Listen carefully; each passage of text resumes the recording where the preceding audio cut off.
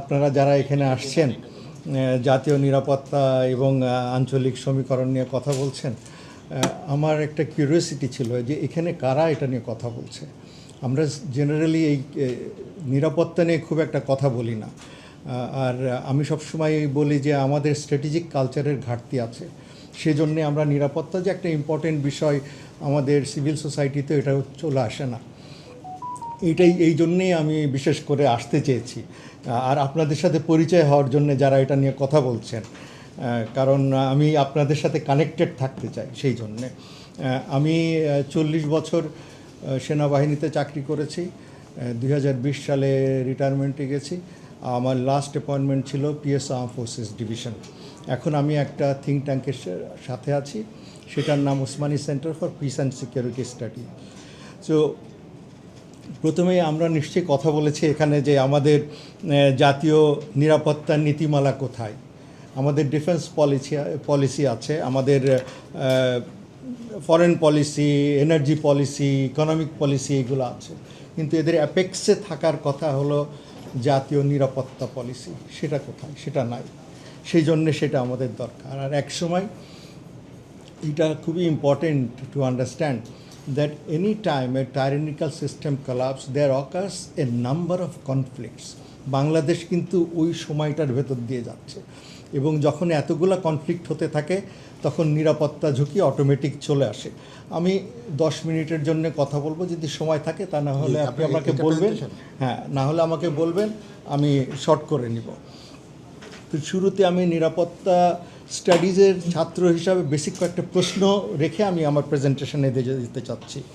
প্রথম হলো যে রেফারেন্ট অবজেক্ট হিসাবে নিরাপত্তার যদি আমরা বলি, তাহলে দেশ বা সার্বভৌমত্ব, এইগুলার জন্যে কি আমরা মনে করি যে আমাদের এক্সিস্টেন্সিয়াল থ্রেট আছে কি না, এটা একটা। দ্বিতীয়ত, এইটা কি অ্যাড্রেস করার দরকার আছে কি না। তৃতীয়ত হলো এইটার জন্যে আমরা জাতি হিসাবে অর্থ সম্পদ ব্যয় করতে রাজি আছে কি না। আজকের পৃথিবীতে দুইটা জিনিস কিন্তু হয় না, একটা হলো war without America and security without money. কালকে তো ভেনিজুয়েলাতে দেখেছেন, আপনি নিরাপত্তা চাইবেন অথচ অর্থ সম্পদ খরচ করতে চাইবেন না, এটা কিন্তু আসলে হয় না। সো আমি গত সপ্তাহে একটা ডিসকাশন শুনছিলাম ইন্ডিয়ার, ওটা আপনাদের সাথে একটু শেয়ার করতে চাচ্ছি। প্রথমে যে স্লাইডটা দেখতে পাচ্ছেন, এখানে প্রথমে জেনারেল শঙ্কর, উনি আইআইটি মাদ্রাজে আছেন, উনি ডিজি আর্টিলারি ছিলেন। তো উনি যেটা বলতে চাচ্ছেন, বাংলাদেশের ম্যাপটা যদি দেখেন, উনি বলতে চাচ্ছেন এক্সটার্নাল মেসেজিং করে আর লাভ নাই, আমাদেরকে সরাসরি বাংলাদেশকে স্কোয়ারলি ফেস করতে হবে, বাংলাদেশের আলাদা পলিসি থাকতে হবে, বলতে হবে, এবং ফরওয়ার্ড লেনিং মিলিটারি।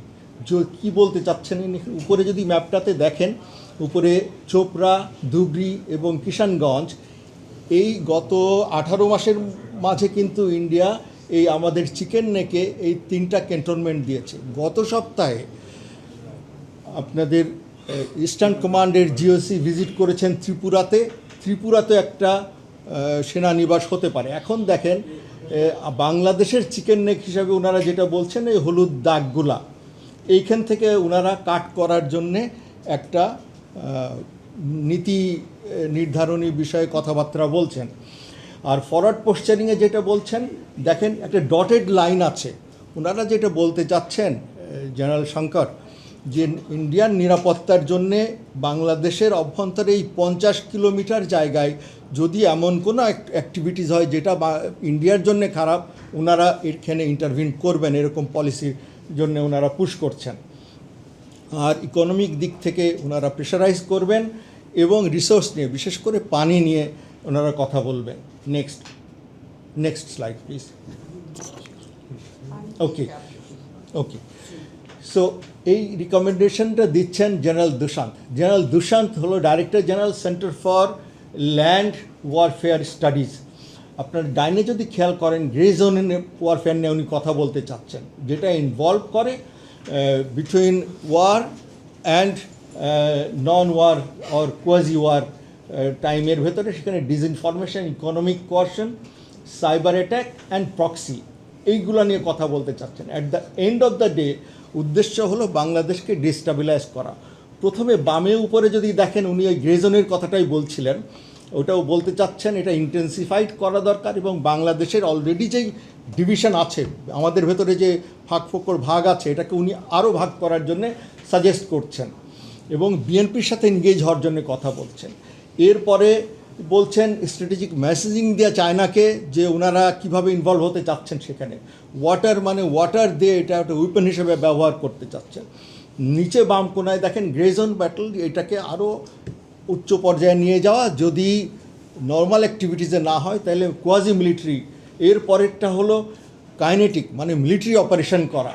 এবং ফাইনালি উনি যেটা বলতে চাচ্ছেন ডাইনের নিচে, keep options beyond Yunus either through BNP and in the long term son of Sheikh Hasina, এইটা বলতে চাচ্ছেন। Okay, next. আচ্ছা, উনি আরও যেটা বলতে চাচ্ছেন, ওই যে বাংলাদেশের চিকেন নেকগুলো কাট করতে চাচ্ছেন, এখানে সেকেন্ড সেন্টেন্সটা দেখেন, all of them eagerly waiting in line, just begging to get chopped off by India. তার মানে এইগুলা ইন্ডিয়ার দ্বারা কাট হওয়ার জন্য রেডি হয়ে বসে আছে। Next. Not Rangpur, this is wrong.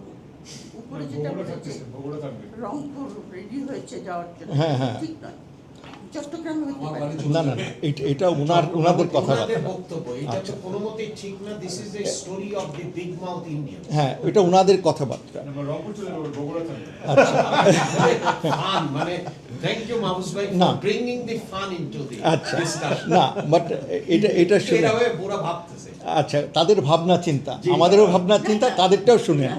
ওকে, আচ্ছা, ভাবনা চিন্তা। হ্যাঁ, এই ভদ্রলোক রাজীবের সাথে আমি 1 বছর পড়াশোনা করেছি। He is a strategic thinker. উনি যেটা বলছেন, ইন্টেনশনালি বাংলাদেশ প্রভোগ করছে না, recent tension are being mistakenly framed as deliberate strategic হস্টালিটি।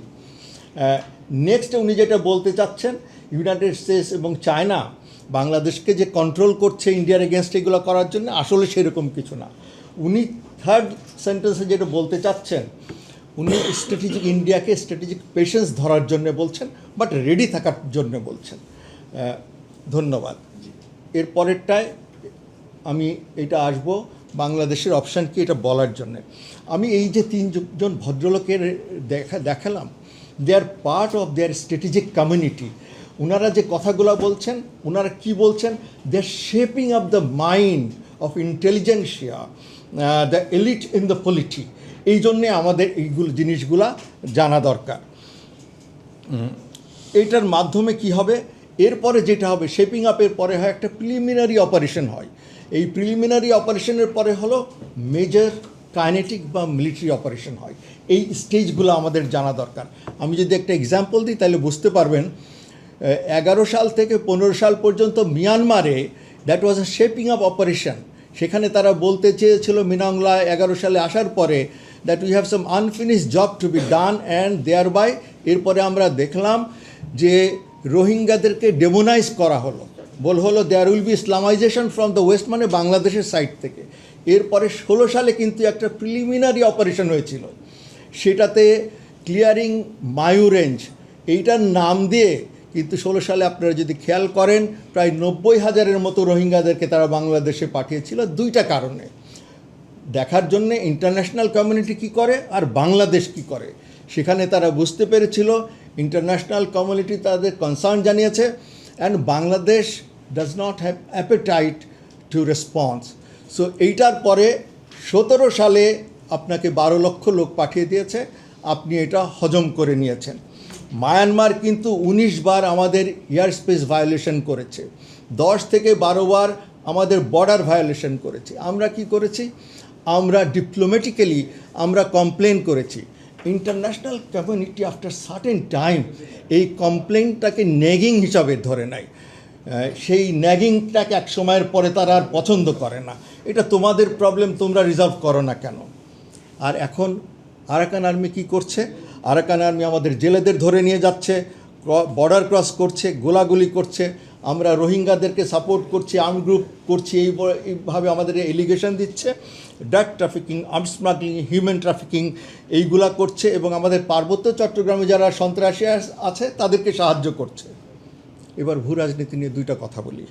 একটা হলো Indian ocean is demographic and strategic hub of 21st century. It is predicted that finally the great game will be played in Indian Ocean. আর সেই জন্য আপনি যদি খেয়াল করেন বে of Bengal এবং অ্যারাবিয়ান সি, এই ইন্ডিয়ান ওশানে এই দুইটার অ্যাপেক্সে কারা কারা আছে, যথাক্রমে বে অফ বেঙ্গলের উপরে আছে বাংলাদেশ এবং মিয়ানমার, আর অ্যারাবিয়ান সির উপরে আছে ইরান এবং পাকিস্তান। খেয়াল করে দেখবেন এই চারটা দেশে ইনস্টেবিলিটি, এইগুলা কিন্তু কাকতালীয় না। রিজিয়নাল পাওয়ার, বিগ পাওয়ার ছোট দেশগুলোকে বাগে আনতে আপনাকে তিনটা জিনিস দিয়ে থাকে। বাংলাদেশের সাথে মিলছে কিনা এটা একটু মিলায় দেখেন। 1 নম্বর, they will give you instability. 2 নম্বর, সিকিউরিটি অ্যাংজাইটি। 3 নম্বর, democratic deficit.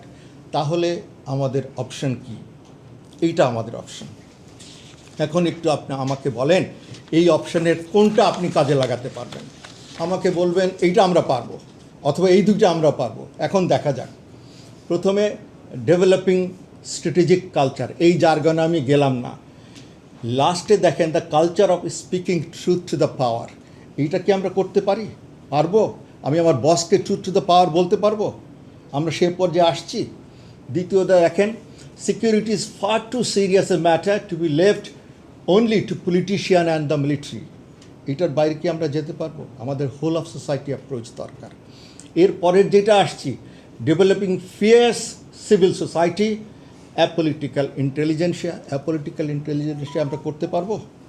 And then unapologetic academic. এখানে একজন অবশ্য আনঅ্যাপোলজেটিক একাডেমিক আছে, 1-2 জন আছেন আপনারা, এই জন্য আমি আসছি।